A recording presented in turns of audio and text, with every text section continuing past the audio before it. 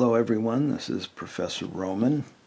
Let us continue the group theory lectures. We are ready now to move on to Chapter 10, the Isomorphism theorems and the Correspondence theorem.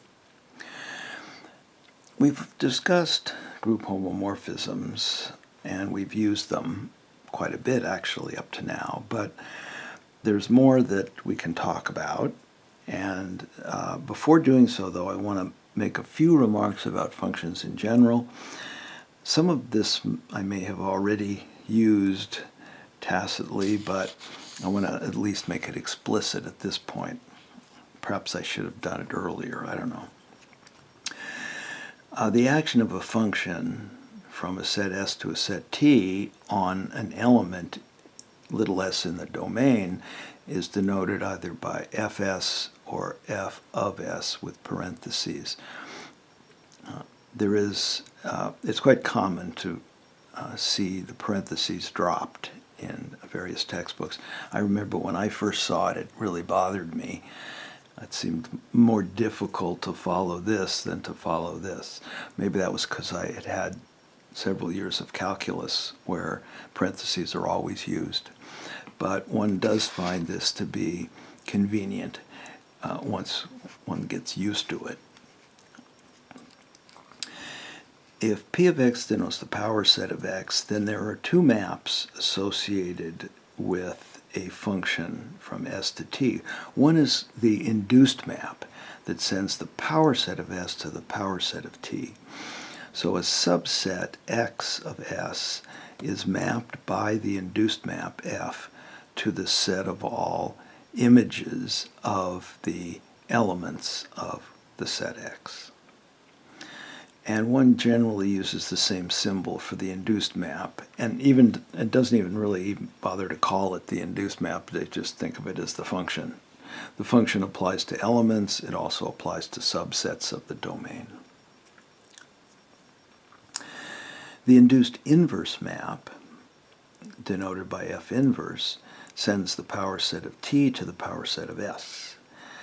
And F inverse of a subset Y of T is the set of all elements of S that are sent to elements of Y. So you're just, in a sense, pulling back Y via the function F. This induced inverse map exists regardless of whether F is invertible or not. So it's not the inverse map, it's the induced inverse map. And one of its big advantages is that it always exists, even if the function is not bijective. It's a happy fact that induced inverse maps are very well behaved when it comes to preserving unions and intersections. In the direct, I'll call this a direct induced map just for emphasis. The direct induced map is not so nicely behaved, and I'll leave that for you to sort out. But the inverse, the induced inverse map preserves intersections, and, unions and intersections. Here is the definition of homomorphism again, at least one version of the definition. It's a map between two groups that preserves the product, and that implies it preserves the inverses and identity, which is really part of the concept of homomorphism. But as we discussed before, it's very common just to define a homomorphism as a map that preserves product.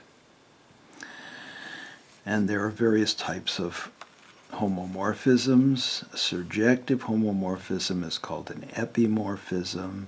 An injective homomorphism is called a monomorphism or an embedding. And I'll generally use the term embedding. An embedding from G to H, if there is one, then tells us that G can be embedded in H. A bijective homomorphism, as you know, is an isomorphism. A homomorphism whose domain and codomain are the same is an endomorphism. An isomorphism whose domain and codomain are the same is called an automorphism, and we use this notation for the set of all automorphisms of a group. Here's a simple example. Here we have the dihedral group D6, so that's the symmetries of a triangle, an equilateral triangle. A rho, as usual, is the rotation, sigma is the reflection. S3 is the symmetric group, also has order 6. This map, sending sigma to the I, rho to the k, to the transposition 2, 3 to the I, cycle 1, 2, 3 to the k, is in fact an isomorphism, which I will let you verify. And so D6 and S3 are isomorphic. This shouldn't be a surprise if you think about the geometry. What this tells us formally is that the group of symmetries of the triangle is essentially the same as the group of permutations of the vertices of the triangle. This fails for larger polygons, even the square. The dihedral group of the square is not isomorphic to the symmetric group S4. And I'll let you ponder that. You should be able to understand that strictly from a geometric point of view. Okay. I always hate it when I can't get the pages separated. There we go.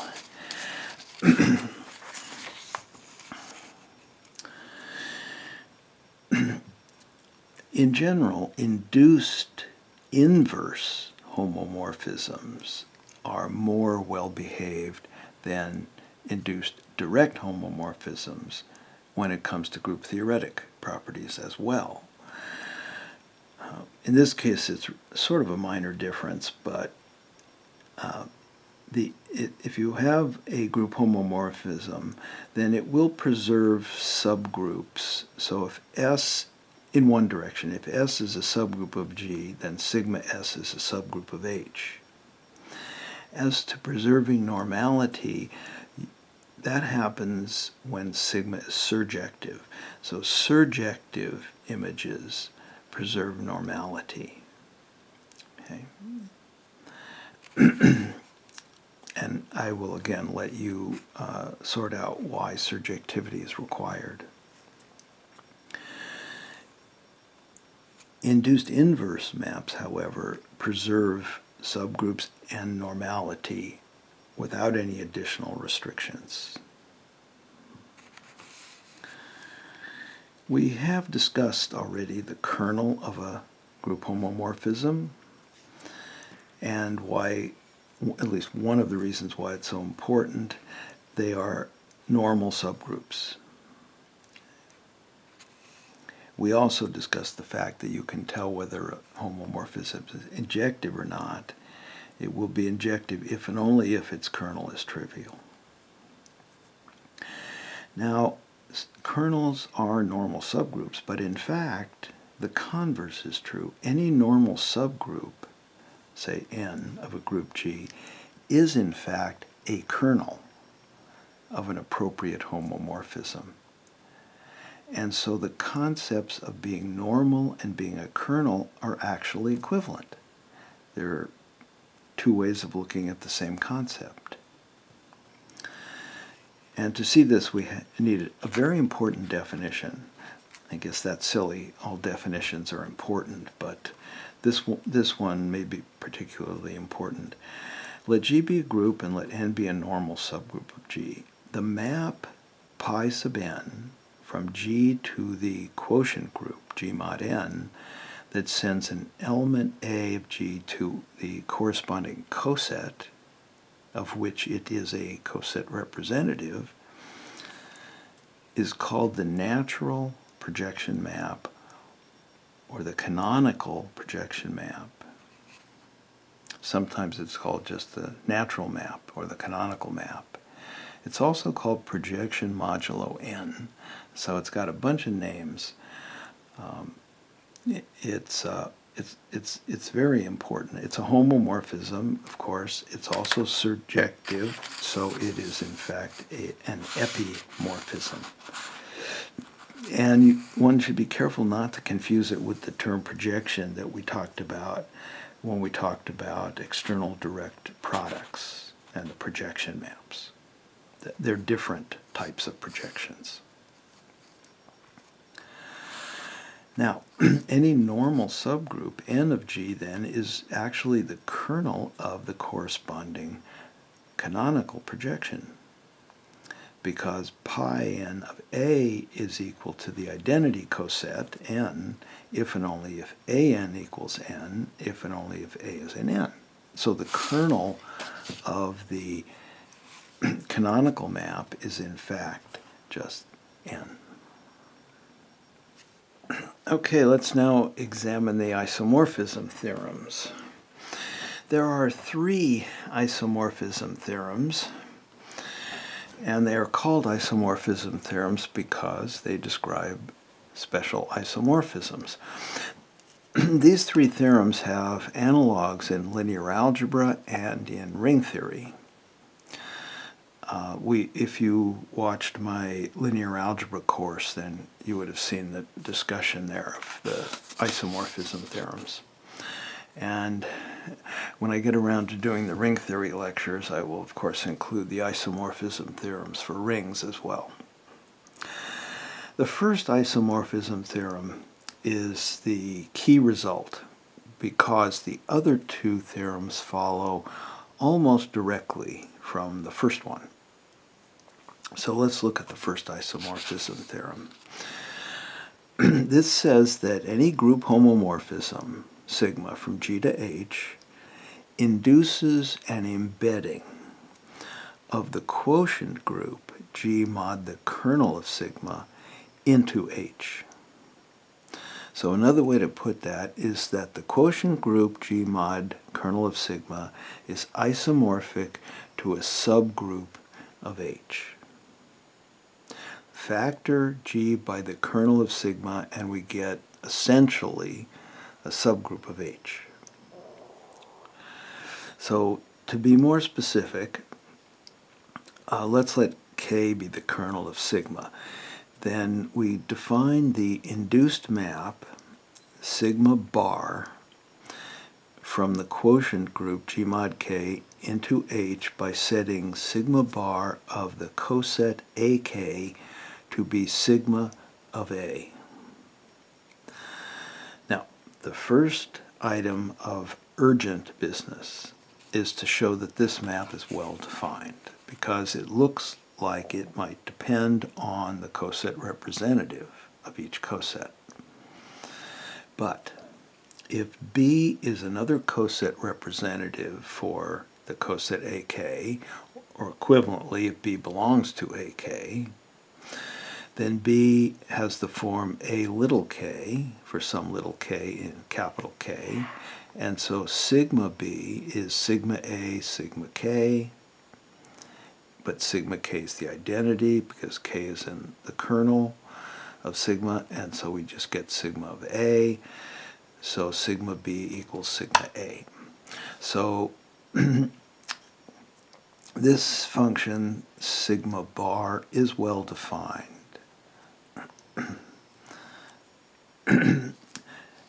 Also, sigma bar is a homomorphism because sigma is a homomorphism, and I'm going to let you think on that. Sigma bar is injective. For this reason, kernel of sigma bar is K, and I will also let you work on that.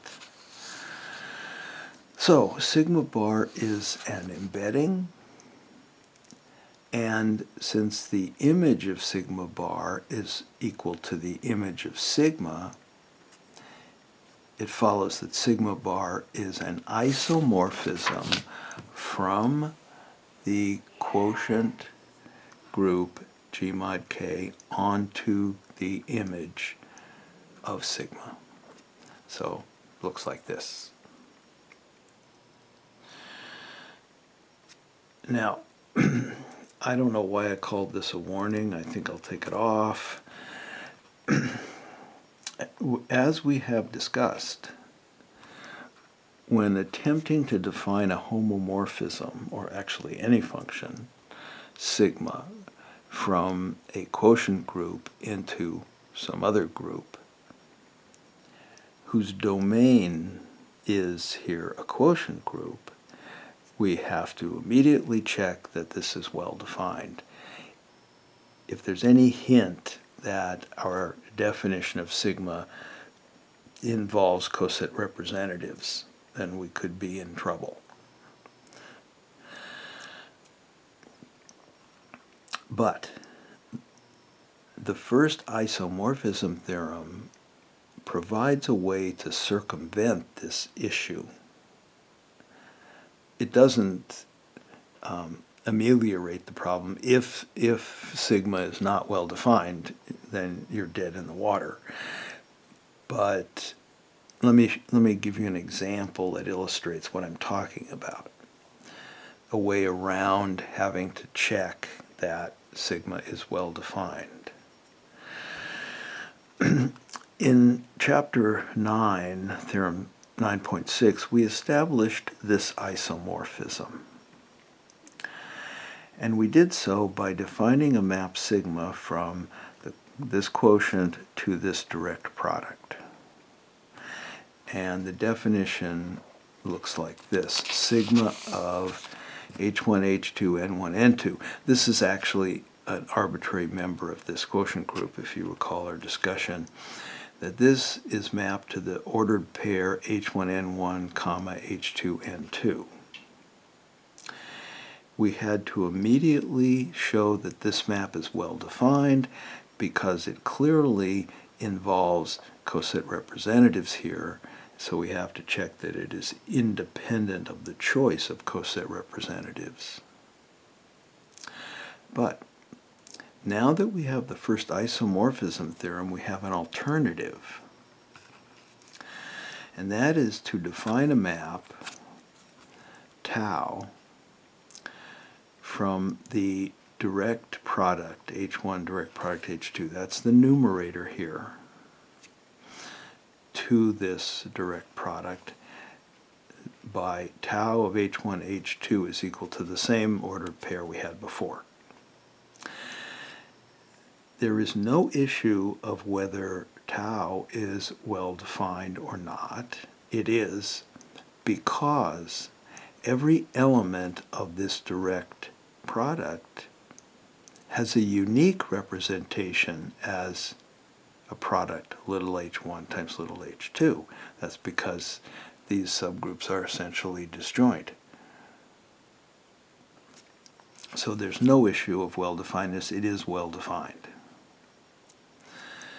Once we show that tau is an epimorphism, a surjective homomorphism, and that its kernel is this direct product, the first isomorphism theorem guarantees that this induced map is well defined. So we didn't have to check well-definedness. In a sense, we checked it for the first isomorphism theorem. We can use that to avoid having to check well-definedness in other contexts.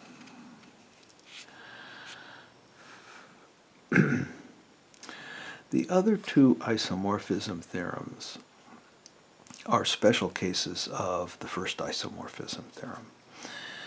So here's the second isomorphism theorem. We start with a group G, and we have two subgroups, H and K. And we need one of them, which we'll assume is K, to be normal. Then K is normal in the set product HK, which is a subgroup because K is normal. And this map, sigma from H to HK mod K, that sends a little h to the coset little hk, is an epimorphism. And I'll let you check that. Kernel is H intersect K. Therefore, the first isomorphism theorem tells us that the induced map, sigma bar, is an isomorphism from H, that's the domain, mod the kernel of sigma, which is H intersect K, isomorphic to because isomorphic to the image of sigma, but because sigma is an epimorphism, the image is HK mod K. Okay, I'm going to leave the proof of the third isomorphism theorem to you, and I'm simply going to state all three isomorphism theorems. The first one we've covered. Every group homomorphism sigma from G to H with kernel K induces an embedding sigma bar from G mod K to H. And it is defined by sigma bar of AK equals sigma of A. So in words, sigma bar sends any coset to sigma of any of its coset representatives. They all go the same place under sigma. And so sigma bar is an isomorphism from G mod the kernel of sigma to the image of sigma. The second isomorphism theorem, we have two subgroups of a group G, one of which is normal. If we take the set product of the groups, of the subgroups, factor by the normal subgroup, that's the same as H mod H intersect K.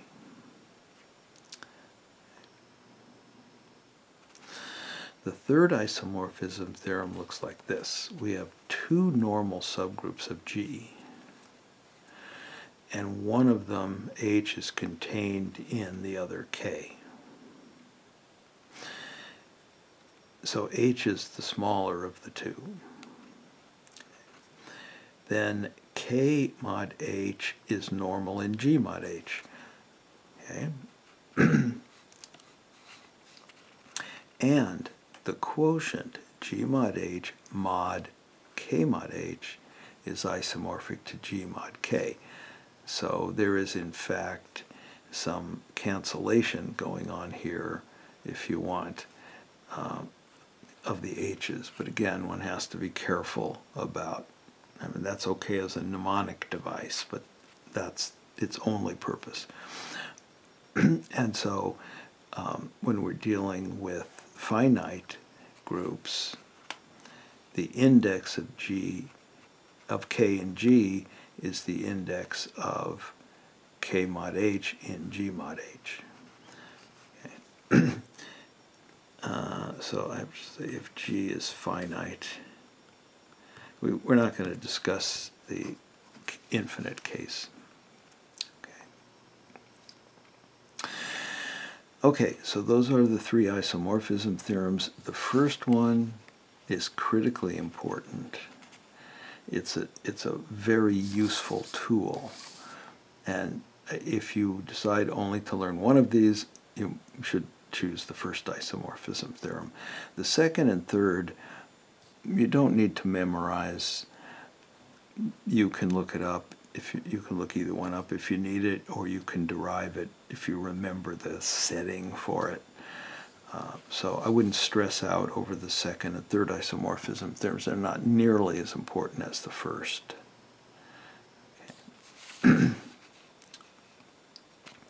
However, of equal importance to the first isomorphism theorem is another theorem, sometimes called the fourth isomorphism theorem, but generally the correspondence theorem. And it also has analogs in linear algebra and ring theory. It is, as we were going to see, a different kind of isomorphism theorem. So to call it the fourth isomorphism theorem is a little misleading. The first three theorems involve group isomorphisms. This theorem involves a lattice isomorphism.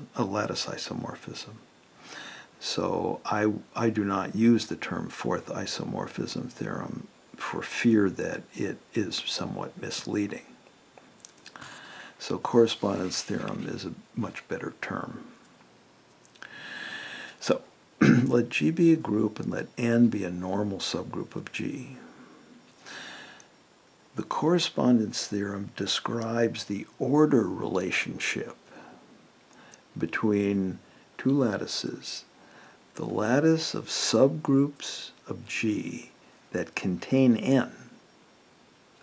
And I'm going to write it this way. I don't know that there's a standard notation, but sub G semicolon N. It's the set of all H that lies, it's subgroup of G lying between N and G, intermediate subgroups. And the lattice of subgroups, all subgroups of the quotient group, which we denote as usual, as we have before, sub G mod N. So we're setting up a correspondence between the intermediate subgroups between N and G and all subgroups of G mod N. Before we get into the details of this correspondence theorem, we need to make a few remarks about order isomorphisms, because that's what's going to come up here. So, according to Appendix B of the book, if N is a normal subgroup of G, and G prime is also a group, another group, could be G, then a function f from the intermediate subgroups,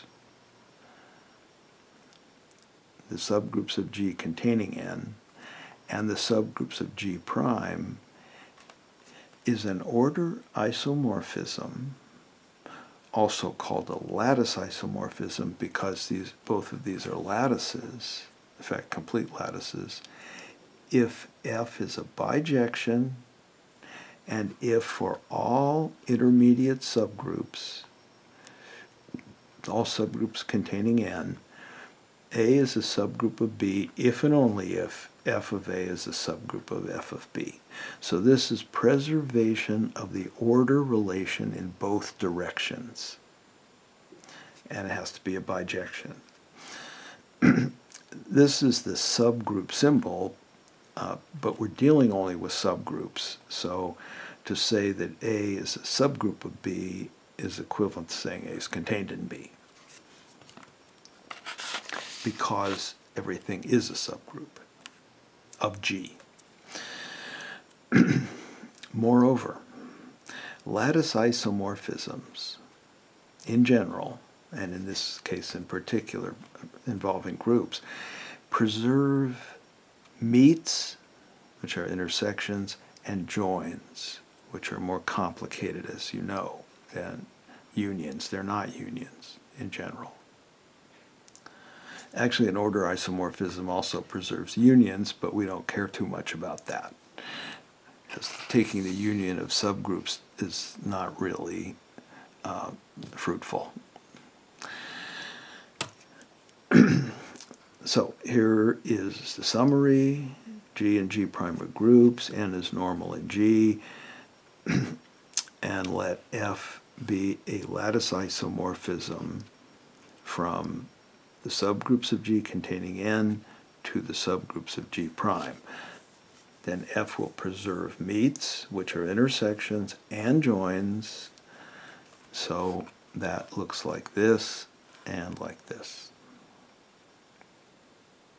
Okay, with that background in mind, we can now look at the correspondence theorem. This is a really terrific theorem. It may take you a little while to get a good feel for it, but it's quite a remarkable result. We've already discussed the natural projection map. So if n is normal in G, then pi sub n, which I'll just denote by pi for a while, is this map that sends A to the coset AN. The natural projection map, as I've also said, is very important. So I want to look at how the induced map, the direct induced map, behaves on subgroups of G. Where does it send subgroups of G? If H is well, I should have said intermediate subgroups. If H is a subgroup of G that contains N, then pi of H is by definition pi of the set of all pi of little h's, which is the set of all cosets little hn, which is the quotient group H mod n. So pi of H, the natural projection map induces the induced map sends a subgroup H to the quotient group H mod n. And that subgroup has to contain n, so it belongs to this lattice. Well, many authors, perhaps most, perhaps almost all, I don't know, would use the symbol pi for this induced map, just to remind you that we are talking about the induced map that sends subgroups rather than elements. I'll use pi bar, okay, the induced map. And I'm going to call pi bar the correspondence map. So the correspondence theorem is about the correspondence map. All we know right now is that it takes a subgroup containing n, call it H, to the quotient H mod n. One almost might be tempted to call it the quotient map, but I've never heard that phrase before. Correspondence map is the term I'm going to use. And here it is again. Now, what's so terrific about the correspondence map is that it is a lattice isomorphism from the lattice of subgroups of G containing n to the lattice of subgroups of G mod n. So it preserves order. This is what it means to say a lattice isomorphism. It preserves order in both directions, as well as preserving meets and joins. It's a bijection also, but it also preserves both index and normality. It preserves everything you can think of, pretty much. And the correspondence theorem is just a careful description of what I just said. Here's a picture. This side is the group side, and these are the subgroups of G containing n. Here's n down here, and here's a couple of them. And on this side is the quotient group, and pi bar just maps everything to the quotient.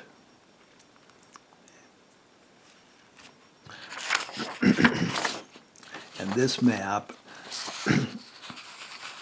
is a lattice isomorphism, so it preserves order, it's bijective, it preserves order, so if K contains H, then K mod n contains H mod n, and conversely. And it preserves the index, and it preserves normality. So let's take a look at the theorem. It's here.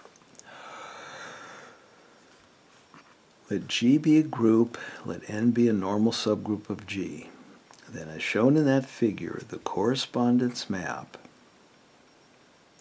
induced by the natural projection map is a normality-preserving, index-preserving lattice isomorphism. That is the correspondence theorem.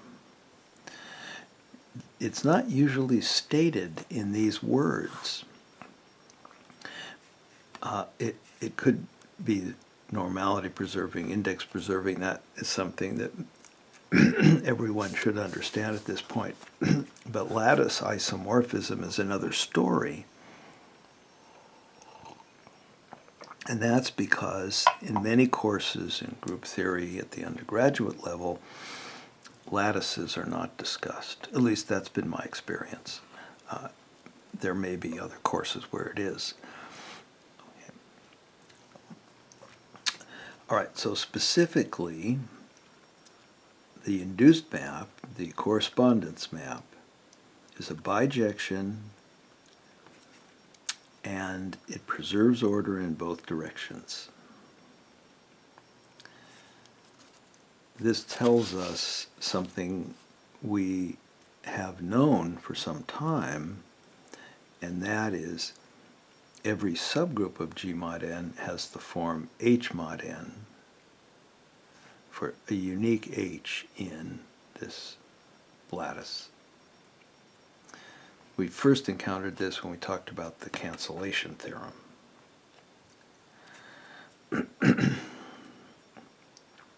Pi bar preserves meets, which are intersections, and joins. Normality is preserved in both directions. H is a normal subgroup of K if and only if H mod n is normal in K mod n. In addition, the corresponding factor groups are isomorphic. K mod H and K mod n mod H mod n. That should look familiar already. Index is also preserved. And again, we'll just discuss the finite case so I don't have to deal with cardinal numbers okay. So we've already shown in Theorem 9.24 in the previous chapter that every subgroup of the quotient group has this form for a unique subgroup H of G, and it will contain N. Also, if H mod n is normal in G mod n, then H is normal in G. So those things we've already taken care of. So the correspondence map, pi bar, is bijective and preserves normality in one direction. As to the reverse direction, if H is normal in G, we want to show H mod n is normal in G mod n. So we take a typical coset, little h is in capital H, the coset of H mod n. We conjugate it by a coset in G mod n, coset arithmetic, and we get AH, A inverse n is in this quotient group. And so this conjugate of Hn by An it belongs to H mod n. So H mod n is closed under conjugation and is therefore normal in G mod n. So normality is preserved in both directions. So up to now we have a where'd it go? Here it is. The correspondence map is bijective and preserves normality in both directions. And I'm going to leave the rest of the proof to you.